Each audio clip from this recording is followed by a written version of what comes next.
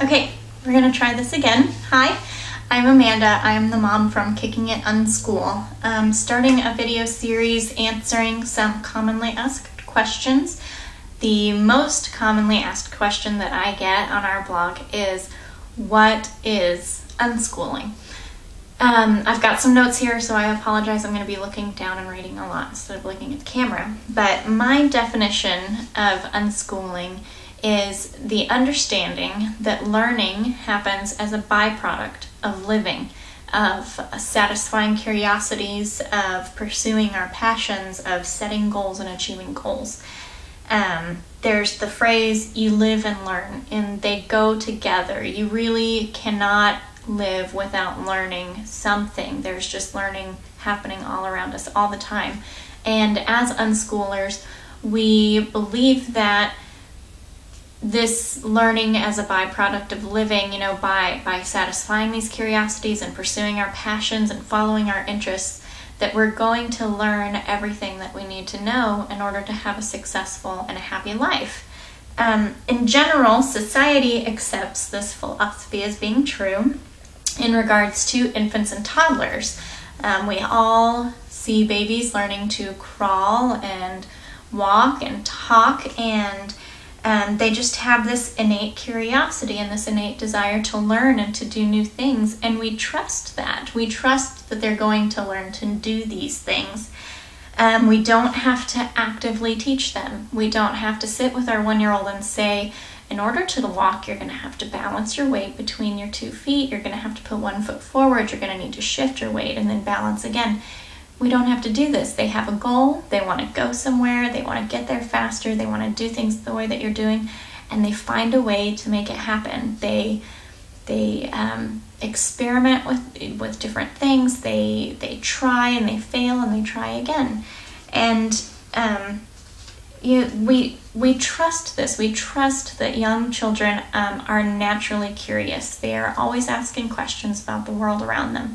They are finding out what kind of toys make certain noises. They're learning language. They're studying our reactions. In addition to just the words of a language, they're learning the inflection, the tone, the body language. They're wanting to learn to do things for themselves. They have a desire to become self-sufficient. Our 2-year-old, a common phrase that we hear a lot is, "No, Mama, I'll do it." And he has this desire to be able to do things for himself. And just that desire and a little bit of encouragement from me and a little bit of guidance, he's been able to learn a vast array of things in 2 short years. And generally, society just trusts that children learn that way. And generally, we accept that adults learn that way as well. For example, we wanted to learn how to make our own soap, and so we did some reading, and we watched some videos, and we went out in the garage, and we mixed some lye and some fat together and tried it out, and we made some adjustments and everything, and we did it. And as a byproduct of achieving that goal of being able to make our own soap, we learned a lot of things. We learned about the chemical reactions between the lye and the water and the fat, and how the different ratios of lye to fat affected the lather of the soap. We learned about how different fats affected the end product, the texture of the bar of soap at the end of the day. Okay, so that was Bug. Sorry about that. I was talking about all of the things that we learned from making soap, and an important thing to note is that we retain all of the things that we've learned from that experience because it was important to us and because it was applicable to our lives. And nobody is surprised that we taught ourselves how to do this. We tell people, we learned how to make our own soap, and they say, that's cool. Nobody says, wow, that's crazy. How did you learn something new without, going to an expert or going to take a class? How are you able to teach yourself? That's weird. Nobody says that to us. Everybody just kind of was like, oh, well, you wanted to learn something new and you did. That's great. So I guess the point that I'm trying to make is all children are unschooled, so to speak, as infants and toddlers. But because it's become commonplace for us to send our children to school over the last 100 or so years once they hit age 6, we think that this curiosity and this learning through living suddenly isn't enough for them. There's the idea that we need to start actively teaching them in order for them to learn. And there's a belief that kids, in this age range of 6 to 18, that if we don't actively teach them, that they don't want to learn. There's the idea that they have to be made to learn because they don't know how to do it on their own. There's a fear that they're going to stagnate for 12 years. They're going to end up as adults who are unable to take care of themselves and who have no skills to make a living or to have a successful, happy life. And really, this just isn't true. That's just not true at all. Curiosity and the desire to learn and this passion for learning, it doesn't stop at age 6. Just as when our kids are toddlers, what we need to do is encourage their efforts, facilitate them in any way that we can, help them find resources, help them find places that they can pursue their interests, help them connect with people that can teach them and share with them some ideas that they find fascinating. Share our experiences with them and expose them to a wide range of things so that they have the opportunity to find things that spark interest in them or strike their curiosities or develop a passion about. Generally, the infant and toddler period of childhood and that type of learning, it looks very similar across the board.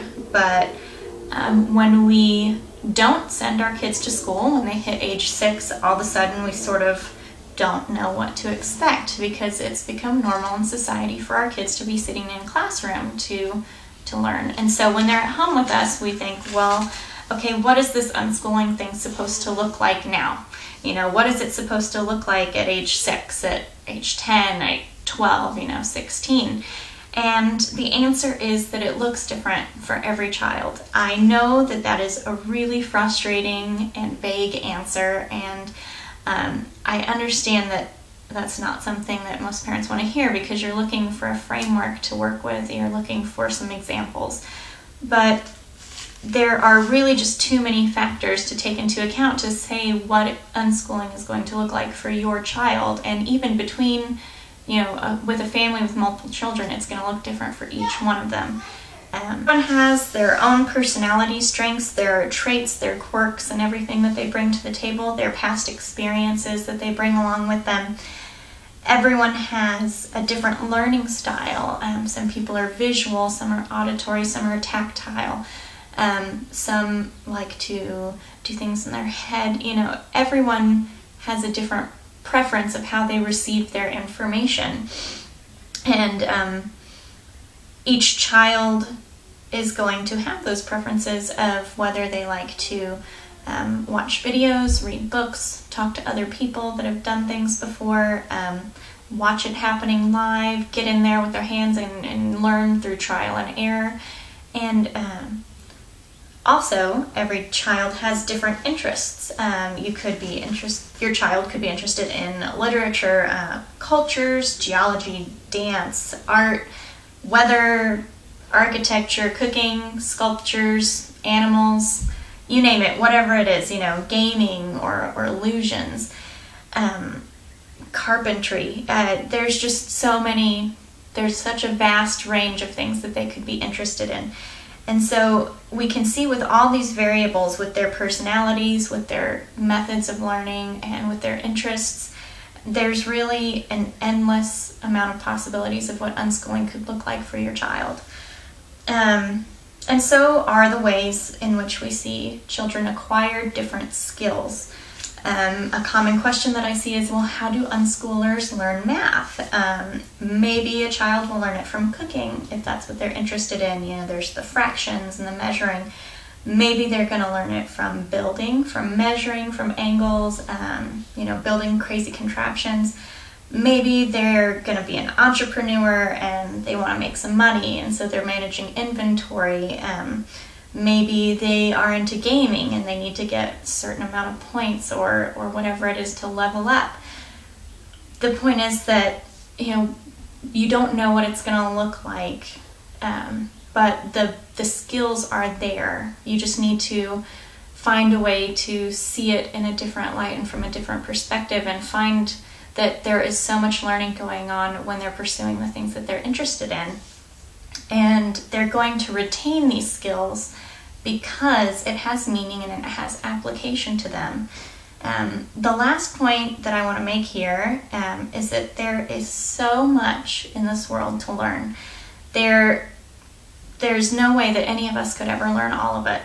And I think, that it is better, I pose a question to you. Is it better to know a little bit about a lot of things, or is it better to know a lot about a few subjects? I think that the people who are making contributions to the world and to society and to humanity and really making changes, they're not the ones that are mediocre in a lot of subjects. They are the ones that are very passionate about one certain subject, and they pour their heart and their soul into that. And I think that passion, it really needs to be cultivated in childhood. I don't like when I see parents telling their children, oh, you're reading too much, you need to get out and play outside more, or vice versa, you're playing outside too much, you need to get out, you need to come in and read. So let's encourage them to just be who they are and explore their interests fully. Are you okay? Anyway, thank you for watching, and feel free to leave a comment here or find us on facebook.com/kickingitunschool. Thanks for watching. See you guys later. Best wishes. I love you. No, it's done.